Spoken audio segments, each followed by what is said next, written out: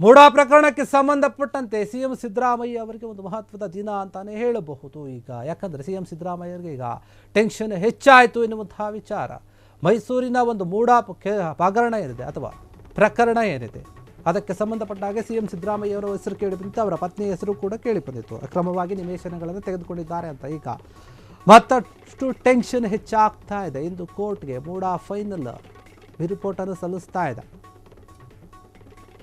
ಈ ರಿಪೋರ್ಟ್ ಸಲ್ಲಿಕೆ ಮಾಡ್ತಾ ಇದೆ. ಹೀಗಾಗಿ ಸೈಟ್ ಹಂಚಿಕೆ ಅಕ್ರಮ ಆರೋಪ ಕೇಸ್ನಲ್ಲಿ ಮಹತ್ವದ ಬೆಳವಣಿಗೆ ಆಗ್ತಾ ಇದೆ. ಮೂಡಾ ಕೇಸ್ಗೆ ಸಂಬಂಧಪಟ್ಟ ಸಿಎಂ ಸಿದ್ದರಾಮಯ್ಯ ಮತ್ತು ಅವರ ಪತ್ನಿ ಪಾರ್ವತಿ ಅವರ ವಿರುದ್ಧ ಕೇಸ್ ದಾಖಲಾಗಿತ್ತು. ಮೂಡಾ ಹಗರಣದ ಒಂದು ತನಿಖೆಯ ಫೈನಲ್ ರಿಪೋರ್ಟ್ ಇಂದು ಕೋರ್ಟ್ಗೆ ಸಲ್ಲಿಕೆ ಆಗ್ತಾ ಇದೆ.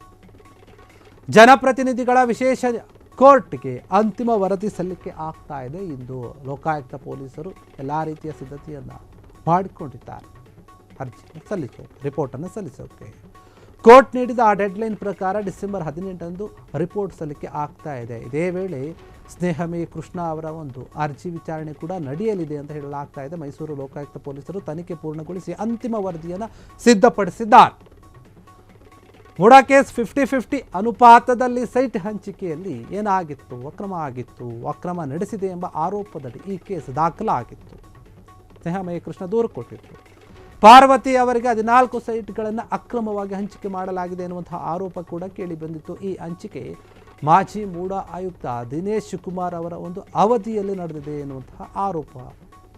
ಇಡೀ ತನಿಖೆಯಲ್ಲಿ ಅವರು 22.47 ಕೋಟಿ ಲಕ್ಷ ರೂಪಾಯಿ ವಂಚನೆ ಮಾಡಿದ್ದಾರೆ ಎನ್ನುವಂಥ ಆರೋಪ ಕೂಡ ಕೇಳಿಬಂದಿತ್ತು. ಲೋಕಾಯುಕ್ತ ಪೊಲೀಸರು ಸಿದ್ದರಾಮಯ್ಯ ಅವರಿಗೆ ಕ್ಲೀನ್ ಚೀಟನ್ನು ಕೂಡ ನೀಡಿದ್ರು. ಈ ಒಂದು ವಿಚಾರವಾಗಿ ಅವರಿಗೆ ಆ ಬಗ್ಗೆ ಕೋರ್ಟ್ನಲ್ಲಿ ಪ್ರಶ್ನೆಗಳು ಎದ್ದಿವೆ. ಈಗ ದಿನೇಶ್ ಕುಮಾರ್ ಅವರ ಒಂದು ಆಸ್ತಿಯನ್ನು ಜಪ್ತಿ ಮಾಡಿದ್ದಾರೆ, ಯಾಕಂದರೆ ಅವರು ಅಕ್ರಮ ಮಾಡಿದ್ದಾರೆ ಅಂತ ಆರೋಪ ಕೂಡ ಕೇಳಿಬಂತು. ಈಗ ಲೋಕಾಯುಕ್ತ ಪೊಲೀಸರು ಅವರನ್ನು ವಶಕ್ಕೆ ಪಡೆದು ಹೆಚ್ಚಿನ ಮಾಹಿತಿಯನ್ನು ಕೂಡ ಸಂಗ್ರಹ ಮಾಡ್ತಾ ಇದ್ದಾರೆ. ಮೈಸೂರಿನ ಮೂಡಾ ಕೇಸ್ಗೆ, ಮೂಡಾ ಹಗರಣ ಪ್ರಕರಣ ಅಂತ ಅದಕ್ಕೆ ಸಂಬಂಧಪಟ್ಟ ಹಾಗೆ ಸಿದ್ದರಾಮಯ್ಯ ಅವರಿಗೆ ಟೆನ್ಷನ್ ಶುರುವಾಗ್ತಾ ಇದೆ, ಅವರ ಪತ್ನಿಗೂ ಕೂಡ. ಯಾಕಂದರೆ ಸಿದ್ದರಾಮಯ್ಯ ಅವರ ಪತ್ನಿ ಪಾರ್ವತಿ ಏನಿದ್ದಾರೆ ಅವರಿಗೆ 14 ನಿವೇಶನಗಳನ್ನು ಅಕ್ರಮವಾಗಿ ಹಂಚಿಕೆ ಮಾಡಲಾಗಿದೆ ಎನ್ನುವಂತಹ ವಿಚಾರಕ್ಕೆ ಸಂಬಂಧಪಟ್ಟ ಹಾಗೆ ಕೋರ್ಟ್ಗೆ ಇವತ್ತು ರಿಪೋರ್ಟ್ ಸಲ್ಲಿಕೆ ಆಗ್ತಾ ಇದೆ. ಫೈನಲ್ ಆದಂತಹ ರಿಪೋರ್ಟ್ ಏನಾಗಬಹುದು, ಏನು ತೀರ್ಮಾನ ಆಗಬಹುದು, ಇದರಿಂದ ಬಿಡುಗಡೆ ಆಗುತ್ತಾ, ಸಿಎಂ ಸಿದ್ದರಾಮಯ್ಯ ಅವರಿಗಿರುವಂಥ ಒಂದು ಟೆನ್ಷನ್ ಹೋಗುತ್ತಾ, ಪಾರ್ವತಿ ಅವರಿಗೆ ಕೊಟ್ಟಂಥ ಒಂದು ನಿವೇಶನಗಳ ವಿಚಾರವಾಗಿ ಏನು ತೀರ್ಪು ಬರಬಹುದು. ಮಾಜಿ ಆಯುಕ್ತರೇನಿದ್ದಾರೆ ಅಲ್ಲಿ, ಮುಖ್ಯ ಆಯುಕ್ತ ಅವರ ವಿರುದ್ಧ ಕೂಡ ಸಾಕಷ್ಟು ವಿಚಾರಗಳು ಕೇಳಿಬಂದಿತ್ತು. ಮತ್ತು ಅಕ್ರಮವಾಗಿ ಹಂಚಿಕೆ ಮಾಡಿರುವಂಥ ವಿಚಾರ, ಬೇರೆಯವರಿಂದ ಇವರು ಹಣವನ್ನು ತೆಗೆದುಕೊಂಡಿದ್ದಾರೆ ಎನ್ನುವಂಥ ಆರೋಪ ಕೂಡ ಕೇಳಿಬಂದಿತ್ತು. ಅವರ ಆಸ್ತಿಯನ್ನು ಕೂಡ ಜಪ್ತಿ ಮಾಡಲಾಗಿದೆ. ಹೀಗಾಗಿ ಈ ಒಂದು ವಿಚಾರಕ್ಕೆ ಸಂಬಂಧಪಟ್ಟಂತೆ ತನಿಖೆ ನಡೆಸಿ ರಿಪೋರ್ಟನ್ನು ಸಲ್ಲಿಸ್ತಾ ಇದೆ. ಜನಪ್ರತಿನಿಧಿಗಳ ವಿಶೇಷ ಕೋರ್ಟ್ಗೆ ಅಂತಿಮ ವರದಿಯನ್ನು ಸಲ್ಲಿಸಲಾಗ್ತಾ ಇದೆ. ಕೋರ್ಟ್ ಎಲ್ಲವನ್ನು ಕೂಡ ಪರಿಶೀಲನೆ ಮಾಡಿದ್ದ ಲೋಕಾಯುಕ್ತ ಪೊಲೀಸರು ಸಿದ್ಧತೆಯನ್ನು ಮಾಡಿಕೊಂಡು ಹೋಗ್ತಾ ಇದ್ದಾರೆ. ಈ ಒಂದು ವಿಚಾರಕ್ಕೆ ಸಂಬಂಧಪಟ್ಟ ಹಾಗೆ ಕೋರ್ಟ್ನಿಂದ ಡೆಡ್ಲೈನ್ ಕೊಟ್ಟಿದ್ರು. ಅದೇ ಪ್ರಕಾರ ಇವತ್ತು ಡಿಸೆಂಬರ್ 18ರಂದು ರಿಪೋರ್ಟನ್ನು ಸಲ್ಲಿಕೆ ಮಾಡಲಾಗ್ತಾ ಇದೆ. ಇದೇ ವೇಳೆ ಸ್ನೇಹಮಯಿ ಕೃಷ್ಣ ಅವರ ಒಂದು ಅರ್ಜಿ ಏನಿದೆ ಅದನ್ನು ವಿಚಾರಣೆ ಕೂಡ ಮಾಡ್ತಾರಂತೆ, ಅವರು ಕೂಡ ಬರ್ತಾರೆ ಕೋರ್ಟ್ಗೆ. ಹೀಗಾಗಿ ಕೋರ್ಟ್ ಏನು ತೀರ್ಪು ಕೊಡಬಹುದು. ಲೋಕಾಯುಕ್ತ ಪೊಲೀಸರು ಎಲ್ಲ ರೀತಿಯ ಒಂದು ತನಿಖೆಯನ್ನು ಮಾಡಿ ವರದಿಯನ್ನು ಕೊಟ್ಟಿದ್ದರು. 50-50 ಅನುಪಾತದಲ್ಲಿ ಈ ಒಂದು ನಿವೇಶನಗಳ ಹಂಚಿಕೆ ಹಾಕಿಲ್ಲ, ಅಕ್ರಮ ನಡೆದಿದೆ ಎನ್ನುವಂತಹ ಆರೋಪ ಕೇಳಿ ಬರ್ತಾ ಇತ್ತು. ಅದೇ ವಿರುದ್ಧವಾಗಿ ಇವರು ಕೇಸನ್ನು ಕೂಡ ಹಾಕಿದ್ರು ಸ್ನೇಹಮಯಿ ಕೃಷ್ಣ. ಹೀಗಾಗಿ ಅವರನ್ನು ಕೂಡ ಕರೆಸ್ತಾರೆ. 14 ಸೈಟ್ಗಳು ಏನಿತ್ತು ಪಾರ್ವತಿ ಅವರಿಗೆ ಕೊಟ್ಟಿರುವಂಥದ್ದು, ಅದರಲ್ಲಿ ಅಕ್ರಮ ಆಗಿದೆ. ಹಿಂದೆ ಇದ್ದಂತಹ ಮಾಜಿ ಆಯುಕ್ತರ ವಿಚಾರಣೆ ಕೂಡ ನಡೆಸಿದೆ. ಇದರಲ್ಲಿ ಇಡಿ ತನಿಖೆಯಲ್ಲಿ ಬಯಲಾಗಿದೆ.